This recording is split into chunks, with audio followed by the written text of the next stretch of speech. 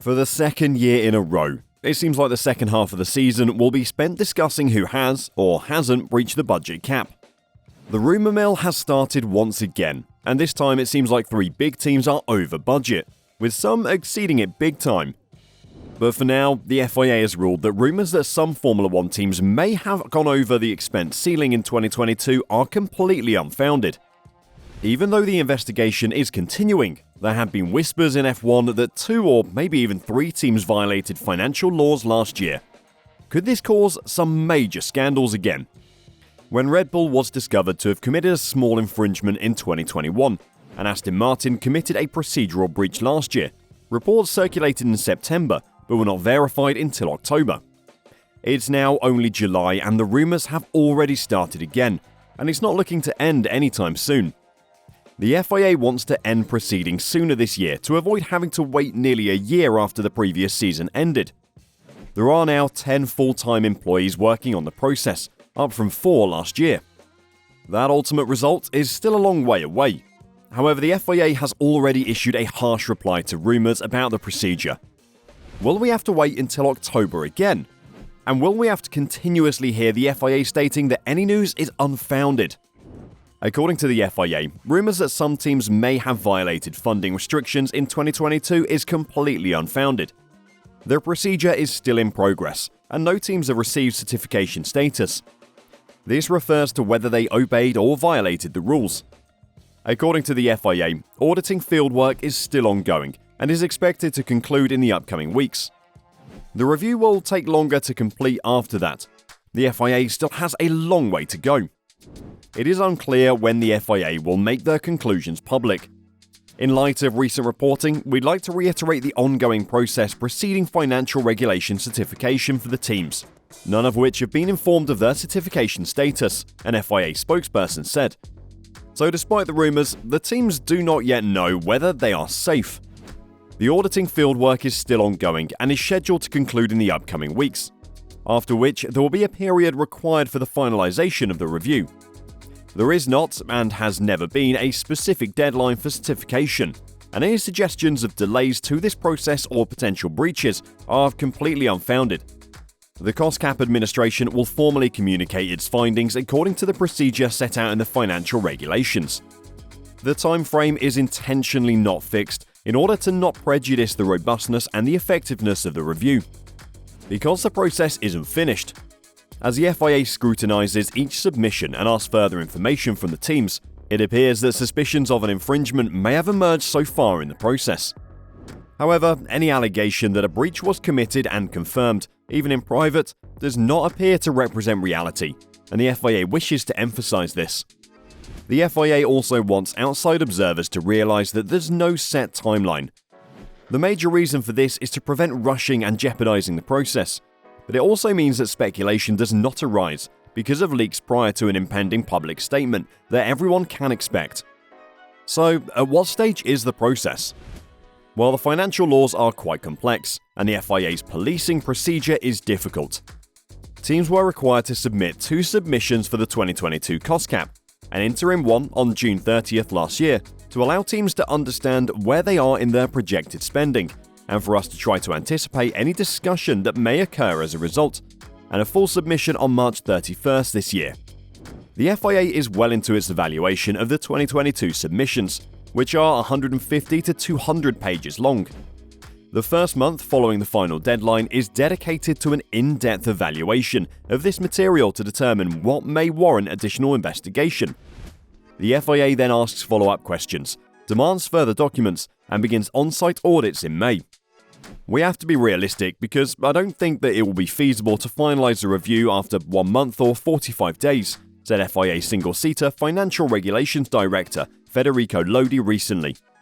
It also depends on the findings, because if you need to open a formal investigation, it takes time. There are lawyers involved, advisory boards, so the process is a long one. This is a highly sensitive subject for 2 reasons. The first is a broad premise of financial legislation. The cost limits must be strictly enforced since it has significant influence on the competitiveness of the teams, so it must be done precisely rather than quickly. The second point is that Red Bull was penalised for a small violation last year, but the form of the penalty remains a cloud over F1 this season, for better or worse.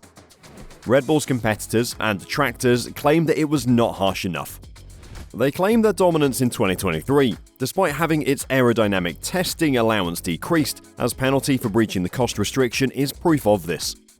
To safeguard the integrity of the cost cap, any future breaches, whether committed by Red Bull or any other team, must be dealt with harsher penalties in 2022. The issue is how severe those ramifications will be.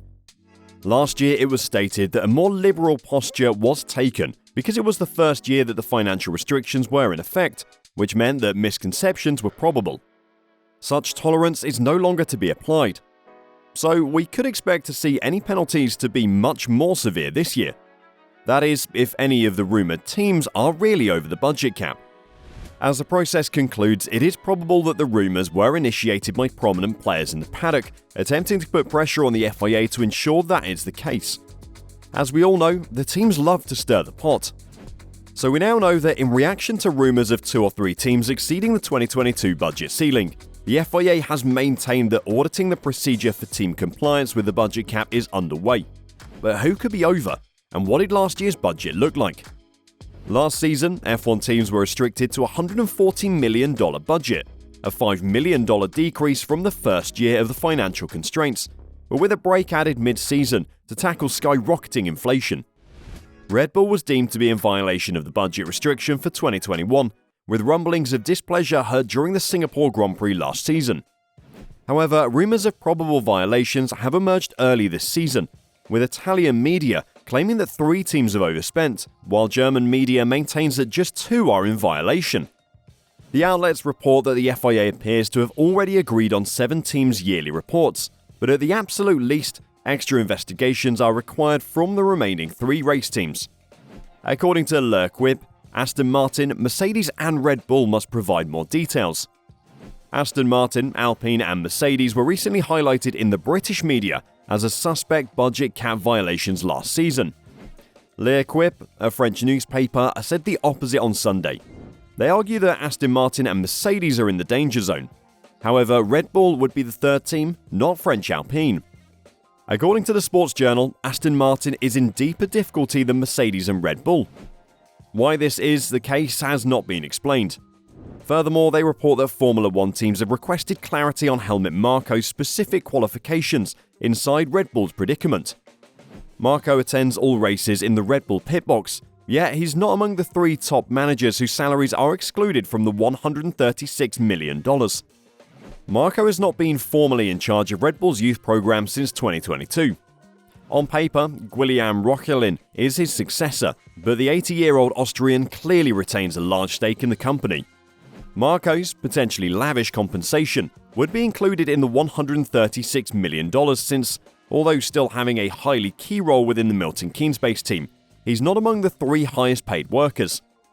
Of course, Red Bull might have a perfectly excellent answer, but at least some competitors have inquired with the FIA about how this works. Could it be that Red Bull are overspending due to the costs of keeping Helmut Marko around? Christian Horner doesn't seem to be too bothered about it, as he was questioned about the matter after the Hungarian Grand Prix. Christian Horner revealed to Sky Sports after Max Verstappen won the Hungarian Grand Prix that Red Bull is confident of staying within the budget ceiling in 2022. Last year, Max damaged one front wing, and Checo crashed at Monaco. We had limited development, so we were several million below the cost cap last year. Because of accident damage and development, they are huge costs. This year, the biggest handicap is the wind tunnel time. It's significantly less, so we have to be disciplined. Everyone, every day of the week, is talking about budget cap, said the British team boss. Could it really be that Red Bull are several million below their cap? If they really did save a lot on accident damage, why not invest it in further development? What do you think? Will Red Bull really be below last year's budget cap? And what about Aston Martin, Mercedes and perhaps Alpine? Do you have the feeling that even any of these teams have breached the cap? And if so, what kind of punishment would you like to see implemented? Surely they can't go in and limit development anymore. We've all seen that this doesn't really hurt a team as much. So what could they do? Deduct points from last season? Or maybe even this upcoming season? Let us know your thoughts in the comments down below. It'll be interesting to see the rumours develop over the coming weeks.